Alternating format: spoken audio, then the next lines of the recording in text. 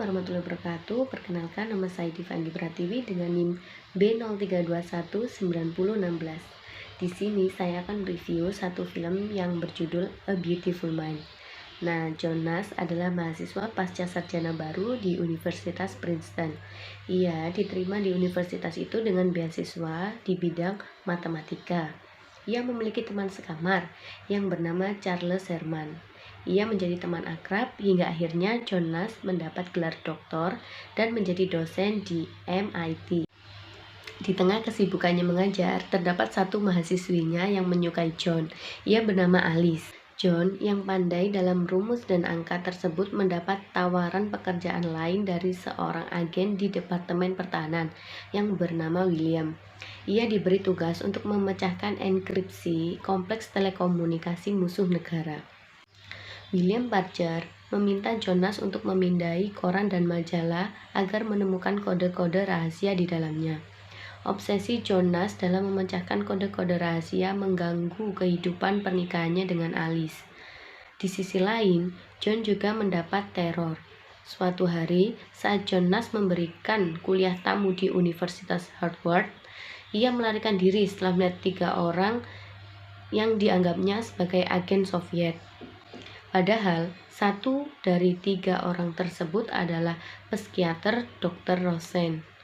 Nah, setelah kejadian itu, Dr. Rosen memberitahu Alicia kalau sebenarnya Jonas tersebut menderita penyakit skizofrenia, yaitu penyakit yang menganggap hal yang tidak nyata menjadi nyata, atau lebih mudahnya kita sebut dengan halusinasi.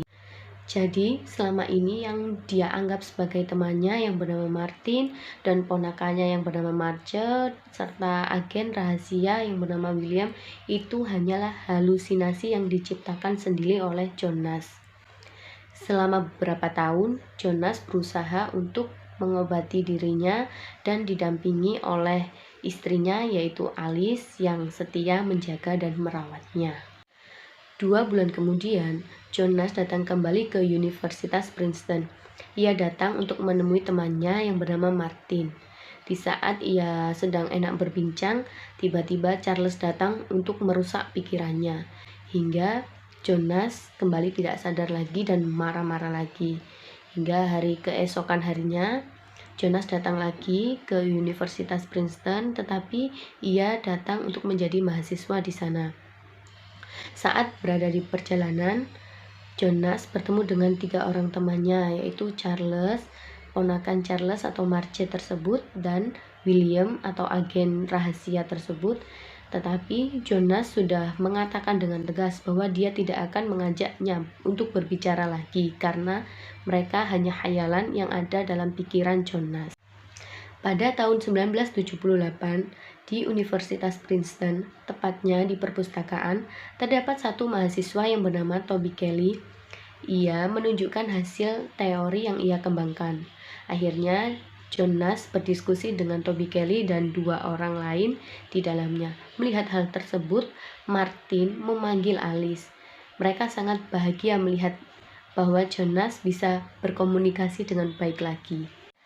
Setelah melihat kejadian tersebut, Martin menawarkan Jonas untuk mengajar 50 mahasiswa di Universitas Princeton. Di musim semi, Martin berjanji untuk membicarakan hal tersebut kepada departemen.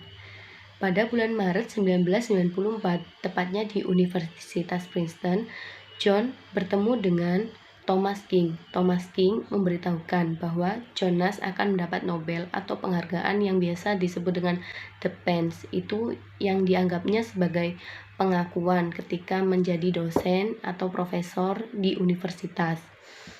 Saat enak berbincang, tiba-tiba terdapat 1 orang yang menaruh pen di meja depan Jonas.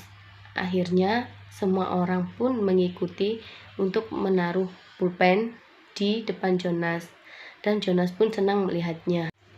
Pada bulan Desember tahun 1994, Jonas mendapat penghargaan, dan ia menyampaikan, "Aku selalu percaya dengan angka di dalam persamaan dan logika yang mengarah kepada alasan. Tetapi setelah pencarian seumur hidup seperti itu, Aku bertanya, apa sesungguhnya logika itu? Siapa yang memutuskan alasan? Pencarianku telah membawaku melalui fisik, metafisik, hayalan, dan kembali. Dan aku telah membuat penemuan terpenting dalam karirku. Penemuan paling penting dalam hidupku. Hanya ada dalam kemisteriusan persamaan cinta. Sehingga setiap alasan logis yang dapat ditemukan, aku semata-mata di sini hanya karenamu, dan kaulah alasanku. Adalah tempat nyaman saya memilih, hati takkan sempat mau balik untuk mencari.